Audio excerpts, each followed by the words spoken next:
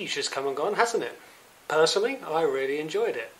There's a lot of negativity coming from people, and whilst it certainly wasn't perfect, I enjoyed it enough that I'm looking forward to chapters 2 and 3.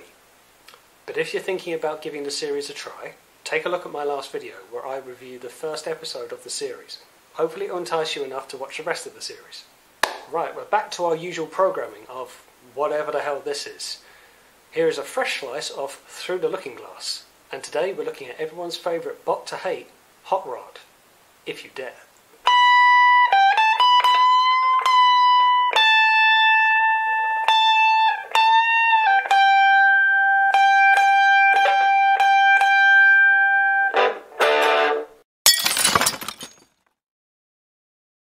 Okay, quick disclaimer.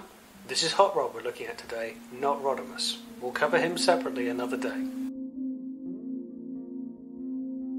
So this time we'll start with the Generation 1 cartoon. Hot Rod was first introduced in the 1986 movie, with no real reason for his introduction. In this he's a hot-headed kid with noble intentions, but can't really see the consequences of his actions.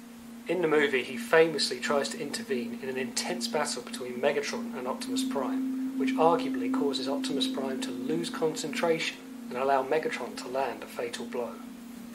We all know the journey that Hot Rod takes in this movie. Whilst he comes across as reckless, he has much more compassion for his comrades and their safety, but also has a kind of hatred towards the Decepticons, much more than Optimus did.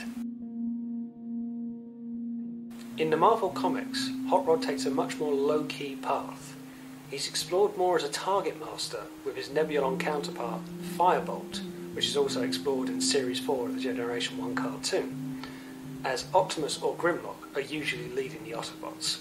Hot Rod's path doesn't really lead him to elevated status. Instead, he's a warrior under the command of Fortress Maximus.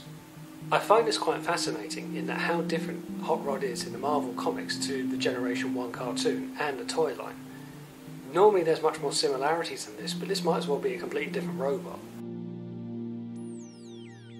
Hot Rod makes a small appearance in the live-action movies, and it is certainly more of a memorable one than some other characters, but it's not necessarily for good reasons. So first, the car, and oh, that's a bit different than what we're used to. Where's the maroon colour scheme, the yellow flames, and the Cybertronian futuristic vehicle? Instead, we got this slice of gorgeous. Yes sir, this is a Lamborghini Centenario, and like most Lambos, this looks brilliant. But it's interesting that the alt mode is in black. It's not something that you see for an Autobot colour scheme. But okay, he's French. Why? I guess because they're in France? But is this even remotely Hot Rod? I mean, at least Bumblebee's yellow. So what I'm saying is, despite a very cool looking alt mode, the character couldn't be more different to the Hot Rods of before. Literally could not draw one comparison.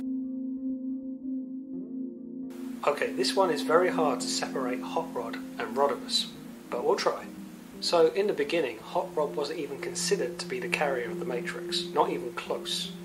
With the soft reboot of All Hail Megatron, Hot Rod was a fast-paced warrior under the sub-command of Sergeant Cup. In this part of the continuity, Hot Rod is an excitable young soldier after the Autobots are recovering from the devastating loss of their leader.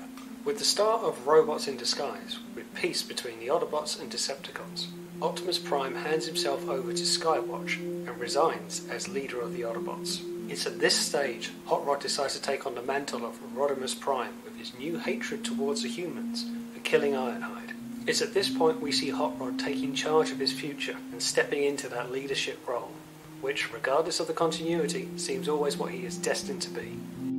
So, in summary, Hot Rod appears to be this hot-headed, enthusiastic Autobot warrior, at least in the beginning, before taking his rightful place as leader of the Autobots, under a different name. What I do find interesting is, unlike his predecessor, Hot Rod seems to have a much shorter fuse.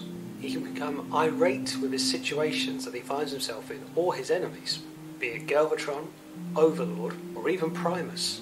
Whilst it's all too tempting to continue exploring Hot Rod's inevitable path into Rodimus Prime, I think we'll leave it there for today. So thanks for watching, don't forget to like, share and subscribe, and I'll see you on the next one.